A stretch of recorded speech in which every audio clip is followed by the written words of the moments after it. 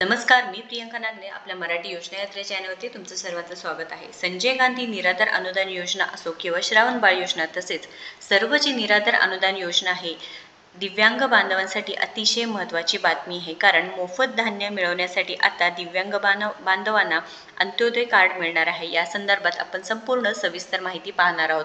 त्या संदर्भात अर्ज कसं करायचा आहे, अर्ज केल्यानंतर ते कुठे सबमिट करायचं आहे, ऑनलाईन पद्धतीने अर्ज करायचा आहे का ऑफलाईन पद्धतीने अर्ज करायचा आहे, पात्रता काय असणार आहे, त्यानंतर यासोबत जे कागदपत्र म्हणजे डॉक्युमेंट्स कोणते लागणार आहे, ही संपूर्ण सविस्तर माहिती आपण या व्हिडिओच्या माध्यमातून पाहणार आहोत. त्यामुळे शेवटपर्यंत व्हिडिओ नक्कीच बघायचा आहे. पण चॅनलवरती नवीन असाल किंवा अजूनही आपल्या चॅनलला सबस्क्राईब केलं नसेल तर नक्कीच आपल्या चॅनलला पहिल्यांदा सबस्क्राईब करून घ्या. सो इथे फॉर्म आहे दिव्यांग पिवळे अंत्योदय शिधापत्रिकेसाठी अर्ज, हे तुम्हाला करावं लागणार आहे. हे अर्ज केल्यानंतर तुम्हाला ही पूर्णपणे अर्ज भरायचा आहे. आता वन बाय वन एक स्टेप बाय स्टेप आपण हे अर्ज कसा भरायचा आहे संपूर्ण माहिती पाहून घेऊया. तर इथे जी अर्जाची लिंक आहे डिस्क्रिप्शन बॉक्समध्ये मी देत आहे, एकदा नक्कीच चेक करून घ्यायचं आहे किंवा आपलं व्हॉट्सअप ग्रुप किंवा टेलिग्राम ग्रुप आहे त्यावरती तुम्हाला मिळून जाणार आहे. तर आता हे जो अर्ज आहे दिव्यांग पिवळे अंत्योदय शिधापत्रिकेसाठी अर्ज, तुम्हाला अर्ज भरण्यासाठी हे शिधापत्रिका वाटप क्षेत्र आहे ते भरायचं आहे, तालुका कोणता आहे, तुमचा जिल्हा, त्यानंतर तुमचा पासपोर्ट साईज फोटो इथे लावायचा आहे. दिव्यांग लाभार्थ्यांचे नाव, आता बरेच दिव्यांग लाभार्थी आहे की ज्यांना जी योजना आहे किंवा जे काही लाभ आहे शासनाकडून मिळतात ते त्यांना माहिती नसतं. ते चॅनलवरती आपलं चॅनल आहे त्यावरती संपूर्ण माहिती देत आहे, जेणेकरून जे दिव्यांग बांधव आहे त्यांना हे लाभ मिळत आहे.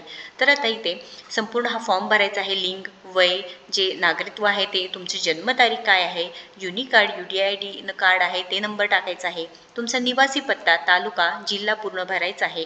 त्यानंतर इथे जो जुना किंवा नवीन ऑनलाईन RC नंबर आहे तुमचा तो फिल करायचा आहे. त्यानंतर इथे अर्जदार व अर्जदार व्यतिरिक्त कुटुंबातील घटक म्हणून अर्जदाराकडे जे राहणारे व्यक्तींचे नाव आहेत, जे तुमचे फॅमिली मेंबर्स आहेत त्यांची नावं इथे भरायची आहे.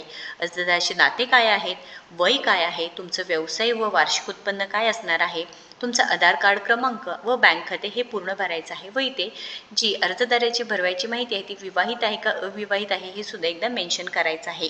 त्यानंतर जुनी शिधापत्रिका क्रमांक आहे ते टाकायचं आहे. त्यानंतर मोबाईल नंबर तुमचा, त्यानंतर कुटुंबातील सर्व व्यक्तींचे सर्व मार्गाने मिळणारे एकूण उत्पन्न जे रुपयांमध्ये असणार आहे ते भरायचं आहे.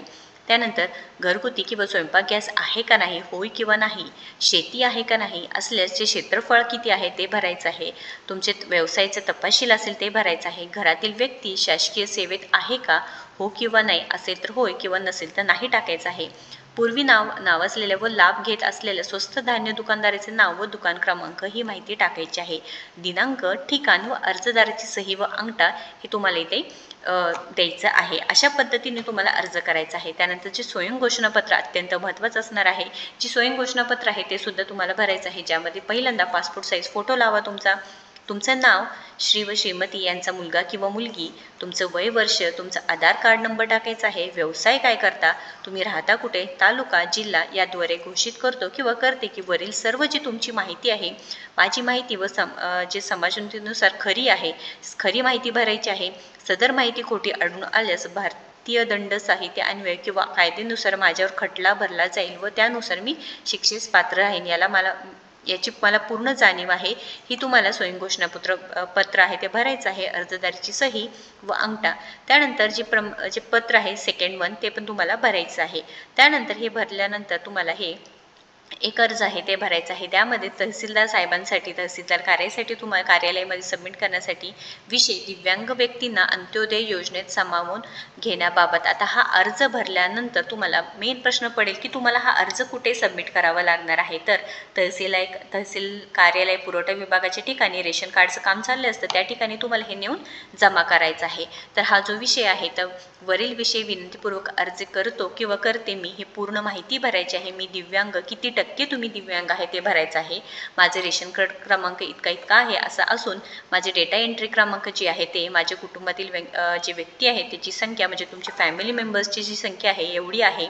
माझे वार्षिक उत्पन्न किती आहे, मी गरजूवंत दिव्यांग लाभार्थी असल्यामुळे माझं नाव अंत्योदय योजनेत सामावून घ्यावे अशी आपणास नम्र विनंती, असं तुम्हाला इथे फॉर्म भरायचं आहे. व सोबत तुम्हाला दिव्यांग प्रमाणपत्र रेशन कार्ड कुटुंबातील सर्वांचे आधार कार्ड लावायचं आहे, द्यायचं आहे. आपला विश्वासू नाव टाकायचं आहे, दिव्यांग, टक्केवारी, राहणार, तालुका, जिल्हा हे पूर्ण माहिती तुम्हाला अर्ज भरायचा आहे. आता ही अर्ज तुम्हाला काय करायचं आहे, सबमिट करायचं आहे. जे तहसील कार्यालय पुरवठा विभागाच्या ठिकाणी जिथे रेशन कार्डचं काम चालू असते तिथे तुम्हाला हे नेऊन द्यायचं आहे. अर्ज केल्यानंतर तुम्हाला 1 ते 2 महिन्यात हे जे काही योजनेचा लाभ तुम्हाला मिळणार आहे. तर अत्यंत महत्त्वाचा व्हिडिओ आहे, कारण दिव्यांग बांधवांपर्यंत ही माहिती नक्कीच पोहोचवा. कारण जे काही सरकारने योजना तुमच्यापर्यंत तुम्हाला दिलेलं आहे, बऱ्याच जणांना माहिती नसते. ते आपल्या चॅनलद्वारे ही संपूर्ण माहिती असते. व हे कार्ड तुम्हाला अंत्योदय कार्ड आहे, अत्यंत महत्त्वाचं आहे. या कार्डद्वारे बऱ्याच योजना असतात किंवा बरेच तुम्हाला जे काही फायदे असतात, लाभ आहे ते तुम्हाला घेता येणार आहे. त्यामुळे महत्त्वपूर्ण माहिती आहे. जास्तीत जास्त दिव्यांग बांधवांपर्यंत ही माहिती पोहोचवा. आणि अशाच महत्त्वपूर्ण माहितीसाठी तुम्ही आपल्या चॅनलला फॉलो करून सबस्क्राईब करून ठेवा, जेणेकरून तुम्हाला काही अडचण येणार नाही. नवीन योजना संदर्भ, नवीन जे काही नोकरी संदर्भात सविस्तर माहिती मिळणार आहे. या संदर्भात काही अडचण आली तर नक्कीच कमेंट करा, मी नक्कीच तुम्हाला रिप्लाय देणार आहे. धन्यवाद.